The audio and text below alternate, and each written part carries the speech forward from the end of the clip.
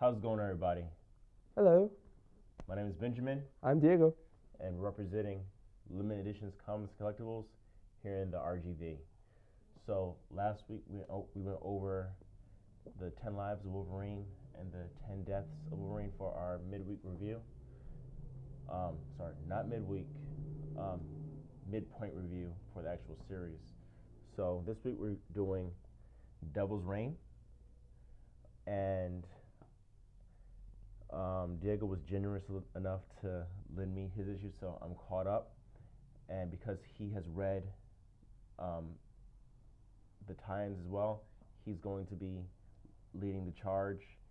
He's our point man today, so he's going to be giving a lot of his intake, and I'm going to be playing backup. All right. Okay, so we're going to do it in the regular format, exactly how we did it last week. We're going to be going over art, um, character development, and story progression, and then we're gonna wrap it up with our overall, not opinions, but our overall impressions of the series, because this is a 5 or 6-parter, It's a six-parter. A 6-parter, so we're a little bit over halfway. So I'll start off in regards to the art. I like it a lot. Oh yeah, it's Marco Cicchetto. You can't go wrong with Yes. him. He's been doing the current Daredevil run. He's done a lot. He's done some Star Wars work that I liked. I think when I first saw his stuff, it was in Greg Rucka's Punisher, like in 2012. Mm-hmm. But yeah, everything he's done I've liked. So Okay, perfect. So, what else, man? Art is purely subjective, guys. hmm So if we like something, that doesn't mean that you're going to like it. It depends on the individual. Some art styles, artists hit for other people, some don't. Okay, but in regards to this, we both think that it's good penciling and good inking. yeah. Right? Oh, obviously it's I, I can't complain. I mean, it's just a style that I really like. So Nice. Okay. So now let's get into the who are the main characters, like who are the key players, and um, character development. Okay, so in your opinion, who are the main players for the story? main players, Matt Murdock, Daredevil, and Wilson Fisk as Kingpin, are primary characters following this story. I mean, it's pretty much the whole Marvel Universe street level wise in New York City, but our main characters are the duology against Daredevil and Kingpin. Elektra's in here too as well, and she's a big part of this as well. But it's more on Wilson Fisk and his reign as mayor of New York and everything that's causing, that's happening to the heroes, the citizens, everyone in New York. Everyone's being affected by this. Right. So. Okay. So I would say it's Matt, Mhm. it's Kingpin, Mhm. Elektra. So we got Matt, Kingpin, Elektra, and I would actually throw Butch in there as well. Okay. I'd say yeah. Yeah. Go for it. For those of you who aren't aware, Butch is the Kingpin's illegitimate Son. right? Yeah. Okay, there we go. Now let's get into um, character progression. Okay. So let's zero in. Who do you think has gotten the most character development in the story so far? I want to say Kingpin. I mean Wilson Fisk. There's a lot of stuff going on with him. His relationship with Butch, how disoriented it is. His stuff with his new wife, Typhoid Mary. If you where he wed Typhoid Mary after Vanessa's passing years ago. His rise and fall in New York City, how everyone's looking at him. Just it's primarily. I'd say this is more Kingpin, but I mean, yeah, Matt Murdock's still heavily involved, but I'd say yeah. Okay, so this is primarily a Kingpin focused arc. I'd say so. I don't know. I can see both ways, but I see more of Fisk, at least with me. Okay. I I can see that. I can see that. Because while we will see, characters, like we see the Avengers, we see Spider-Man, we see, these heroes, but it's still under Wilson Fisk's, ground. They're all being affected by this. So that's why I'm like, it's Wilson Fisk throughout. And I can see that if you read the main story, this is a Kingpin centralized arc, right? And then if you read like the tie-ins, which we all know, that's the game of these big publishers. They'll create like an arc, and in order to get the entire picture, you have to read the tie-ins. Okay, and me, I'm not gonna do that. You're not gonna do that. Okay, like I know I have access to it. You guys might call me lazy because we work at a comic store, but no, it's respectable. There's a lot of stuff out there. They put out a lot, and sometimes it is hard just to catch up with some of the tie-ins. So I do understand that. Okay. What's your favorite tie-in? Daredevil Woman Without Fear or Villains for Hire. It's kind of a mix of both of that. Villains for Hire is more focused on the Thunderbolts and their crusade in New York as villains. So of course we got like Rhino, Electro, Taskmaster. We have U.S. Agent leading the team.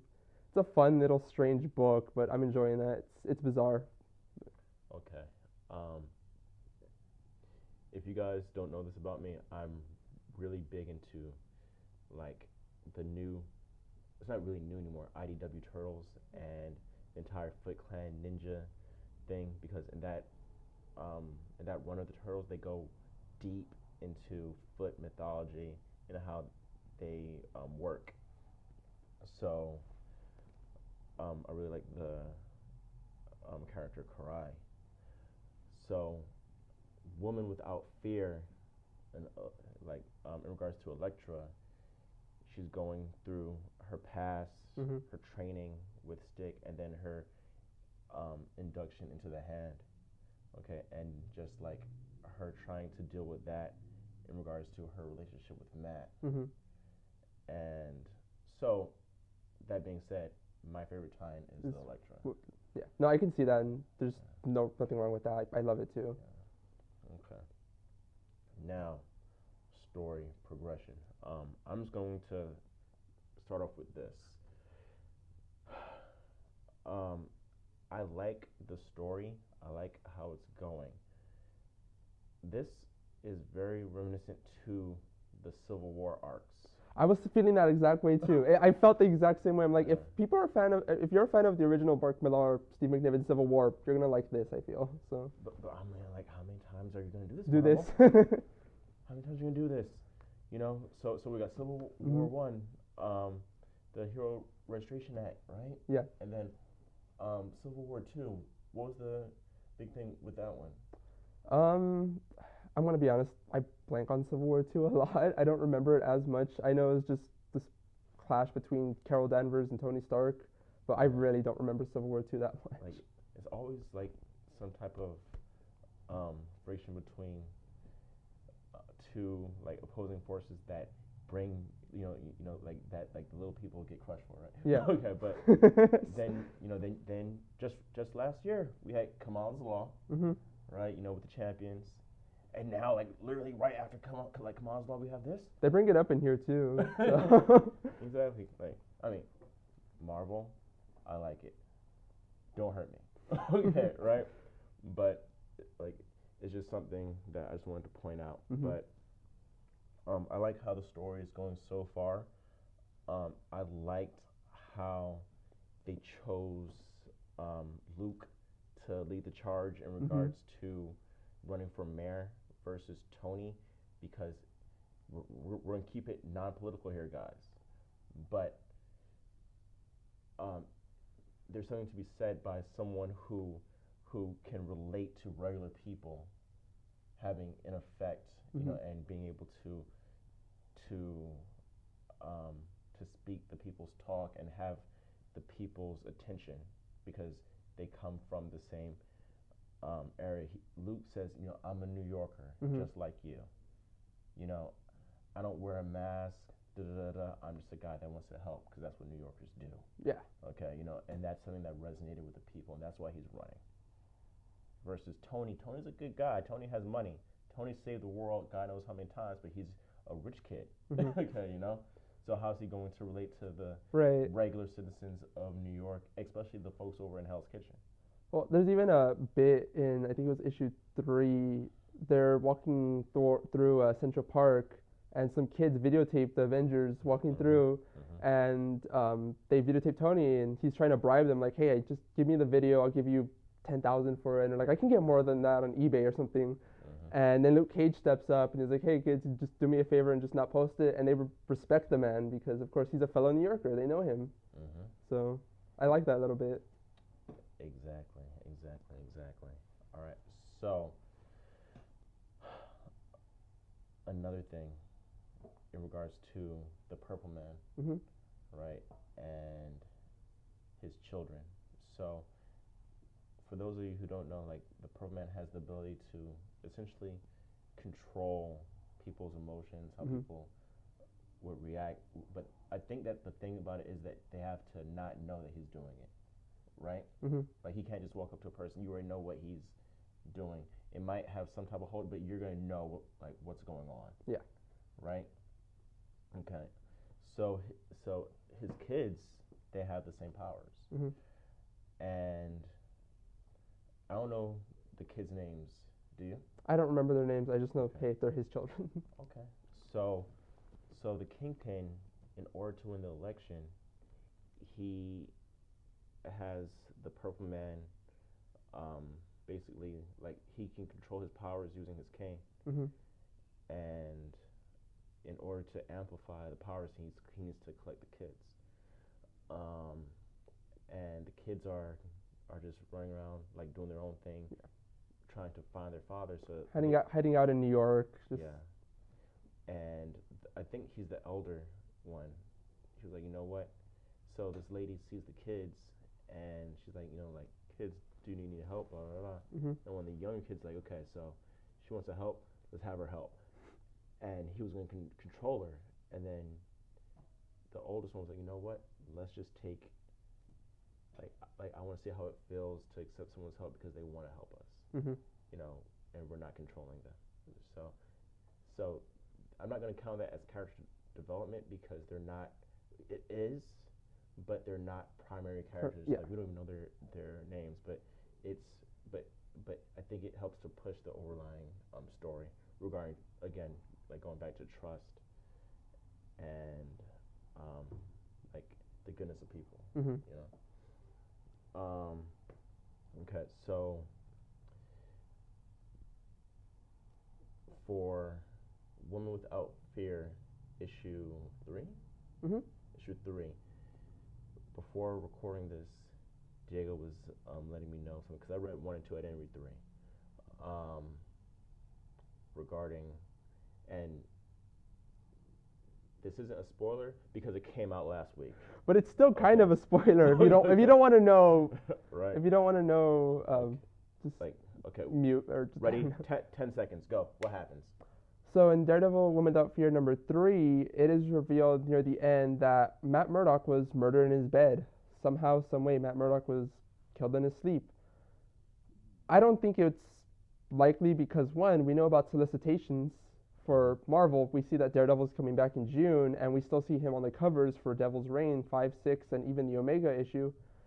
And it's Marvel. These characters aren't going to die.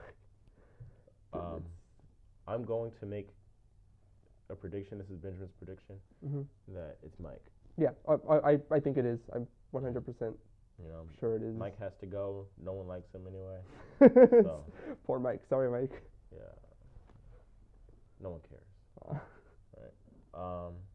Now, just give us your overall thoughts regarding Devil's Reign. It's a strong start. I'm liking it a lot. And that's because I'm one that hasn't fully finished reading all of Chip Zdarsky's run of Daredevil. I've bounced back and forth with it. I need to sit down and binge it one day. But it's very, I feel, narrator friendly. If you already know the dynamic between Wilson Fisk and Daredevil, and the citizens and characters of the Marvel universe streetwise. I think it's very narrator friendly. I feel. Nice. Okay. Yeah. Makes perfect sense. If you Like even if you've just seen the Mhm. Netflix show, I was gonna say the same yeah, thing. okay, go for it. Oh no, I was gonna say the same thing. Yeah, even if you've seen the Netflix series, like their hatred towards each other. The clash between Daredevil and Kingpin. So like I said, this feels kind of like that, where like Mhm. this is just a new story with them and the big event tying everything with the Marvel universe together. Yeah. This is different from the X runs because in Mhm. the X runs when you get like art, you need to. To read everything prior. Yeah. Yeah. Like you can jump in, Mhm. but you're gonna be lost in the sauce. Yeah. This you really don't need to know much.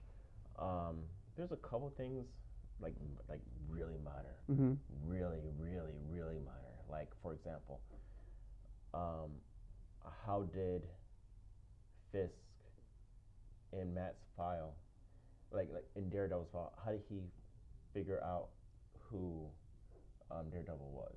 Mhm. Do you know? I'm trying to remember that. I don't quite remember. I know memory was forgotten because of something dealing with the Purple Man. That's why he doesn't remember. Right. Who. But how did he actually get the information in the first place? That I don't remember. I'm sorry about that. I don't And remember. again, that's Yeah. that's nitpicking like really hard. Mhm. Okay. There's minor stuff. It's like, oh yeah, Kingpin's first son, the Rose, was resurrected, but like it's just very briefly mentioned. That's just something that happened in Amazing Spider-Man. Mhm. Yeah. What else, brother? I think that is it. Daredevil, Devil's Reign, the Kingpin story. Okay. Um, it's a good arc. I suggest you pick it up. Right now, we're waiting for our shipment. Issue 5 will be in this week. Yeah. These are your guys at Limited Editions, Comics and Collectibles. We're signing out. All right. See you soon. All right. Bye, guys. Thank you.